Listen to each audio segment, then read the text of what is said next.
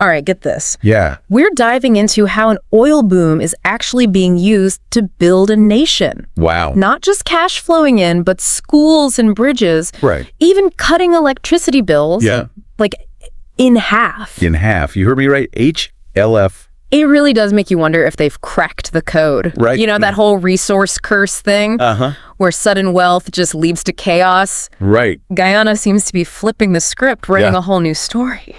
Exactly. Yeah. And that's precisely what you, our listener, wanted to explore. Okay. How Guyana is using this incredible oil wealth. Right. We're talking over 12 billion US dollars expected in just the next 4 years. Wow. Our source is a recent news article, so it's fresh off the press. Okay. And knowing you, I think you'll appreciate how they're not just spending, Yeah. they're investing strategically. Smart. What's fascinating here is that they're thinking generations ahead. Yeah. What do you think? Are they on the right track? From what I've seen, they're making some incredibly savvy moves. Yeah.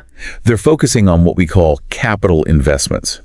Think of it like planting a seed that grows into a huge tree, providing shade and fruit for years to come. Oh.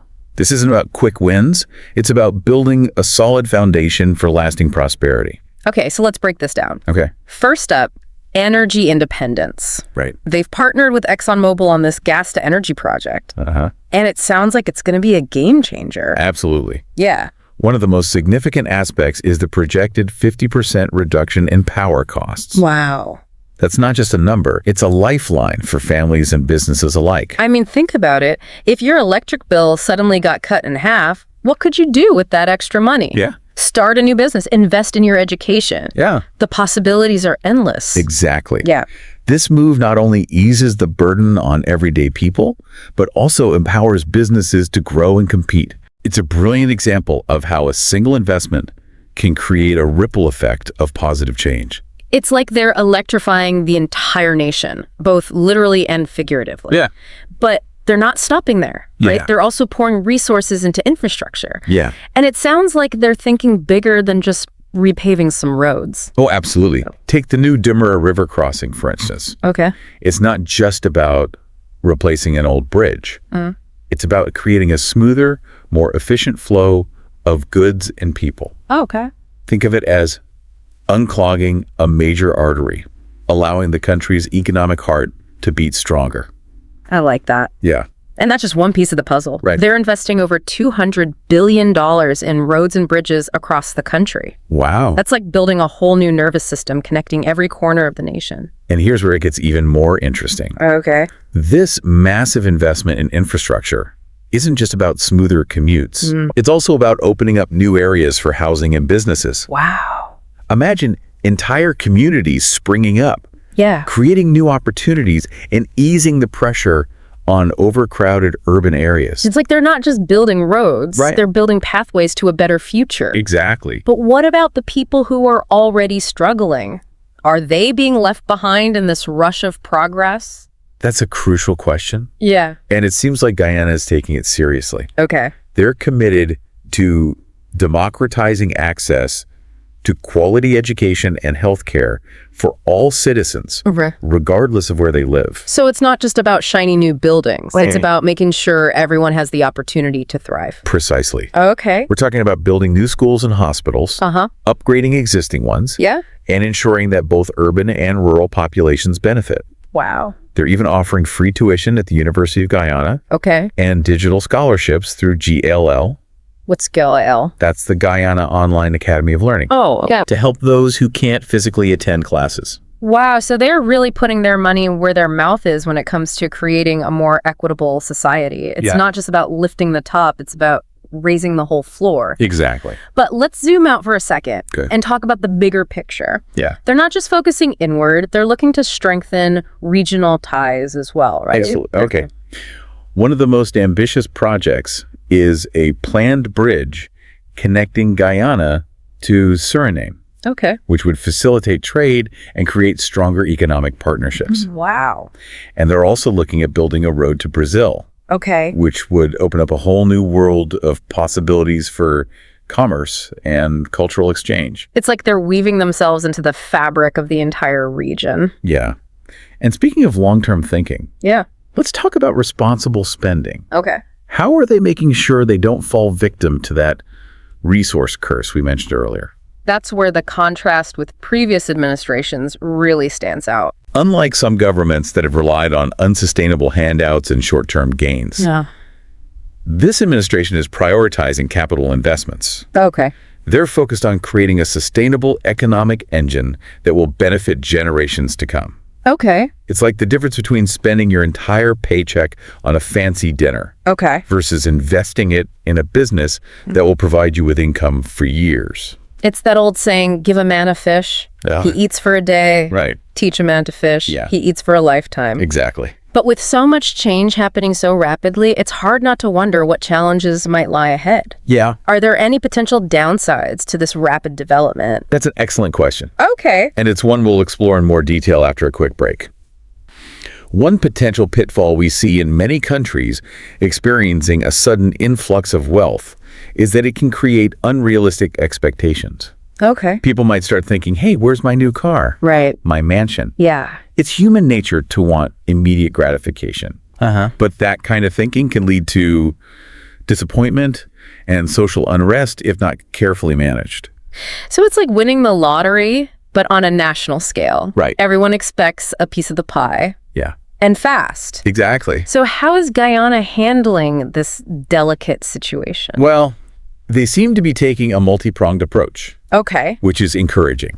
Okay. Firstly, they're prioritizing transparency. Oh, okay. They're making a conscious effort to be open about how the oil revenues are being used and what the long-term goals are. So it's like they're saying, look, here's the plan. We're all in this together. Yeah, But it's a marathon, not a sprint. exactly. And beyond transparency. Yeah. What else? They're also emphasizing education and skills development. Okay. This is crucial because it's not just about building physical infrastructure. Uh-huh. It's about ensuring that the Guyanese people have the knowledge and skills Yeah. to participate in this new economy. So it's about equipping them not just for temporary jobs, but for lasting careers, giving them the tools to build their own futures rather than just handing them a quick payout. That's Yeah. a really important distinction. Absolutely. Now, another challenge, and this is something we've seen time and again in resource-rich nations, is the risk of corruption.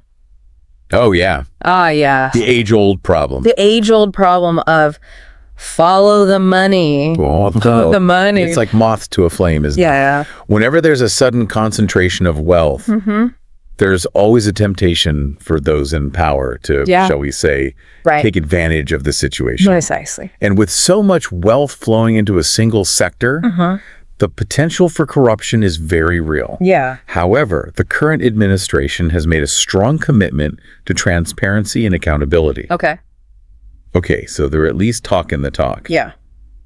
But are they walking the walk? Yeah, it In- seems so. Okay. They've implemented a number of anti-corruption measures. And are working closely with international organizations to ensure that the oil revenues are managed responsibly. Okay.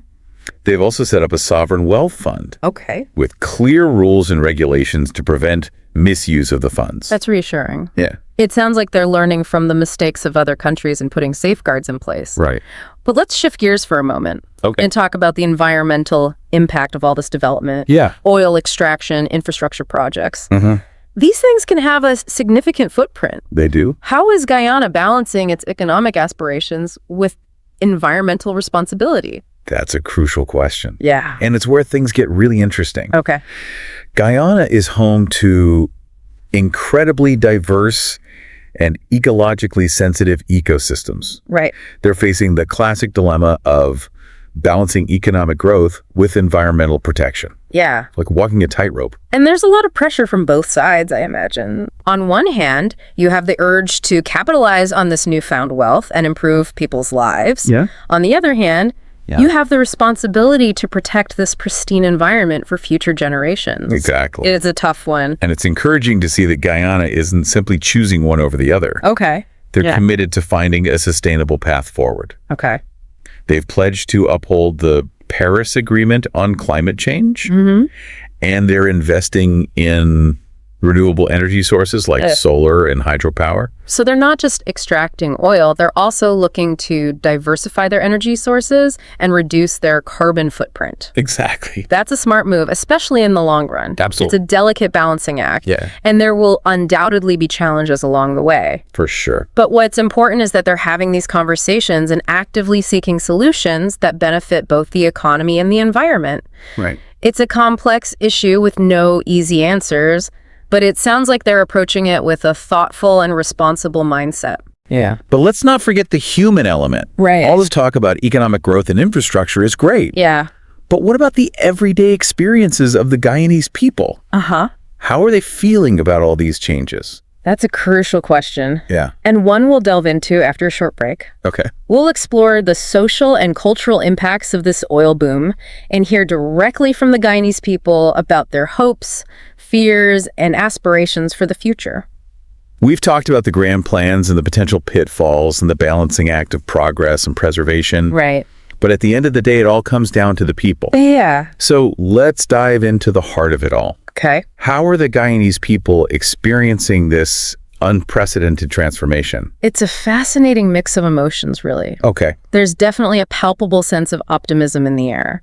A feeling that Guyana is on the verge of something truly special. I can imagine it's almost like that collective "we won the lottery" feeling. But on a national scale, everyone's buzzing with anticipation, right? Exactly. Okay. People see the potential for a brighter future. More jobs, better infrastructure, improved healthcare and education. Yeah. They're envisioning a Guyana that's not just surviving, but thriving on the world stage. That's incredible. Yeah? But with such rapid change, I imagine there's also some apprehension. Yeah. Maybe even some fear mixed in with all that excitement. You're absolutely right. Yeah. Change, even positive change, can be unsettling.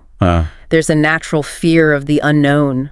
Yeah. A worry about losing traditional ways of life. Right. And a concern that things might be moving too fast. It's like stepping onto a roller coaster. Yeah. You know, it's going to be exciting. Yeah. But there's that initial jolt of nervousness as you climb that first hill. That's a great analogy. And on top of that, Yeah. there's a very real concern about whether the benefits of this oil wealth will be shared equally. Oh, for sure. Guyana has a history of inequality. Right. And many people worry that this boom could exacerbate existing divisions if not managed carefully. Right. It's a valid concern. Yeah. And it's not just about having access to new schools and hospitals. Yeah. It's about ensuring that everyone has the opportunity to benefit from this economic growth, regardless of their background or where they live. Precisely. Okay. It's about creating a more equitable society where everyone has a chance to succeed. Yeah. And I'm glad to say that the government seems to be acutely aware of this challenge. Okay.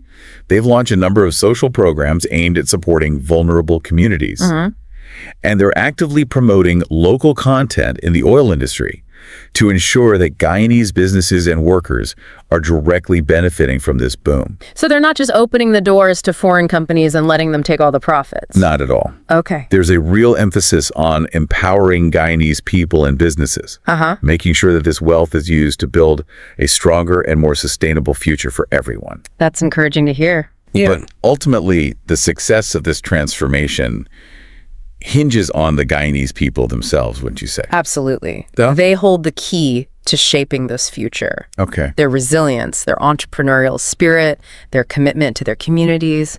These are the things that will determine whether this oil boom becomes a true blessing or a missed opportunity. It's like they're holding this incredible power in their hands. Yeah. And the whole world is watching to see what they'll do with it.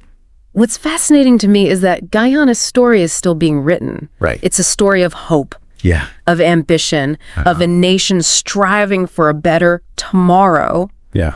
And while there will undoubtedly be challenges along the way, the Guyanese people have a unique opportunity to create a legacy that will benefit generations to come. It's a powerful reminder that even in the face of immense change, Yeah, it's the human spirit that ultimately determines the course of history. well said.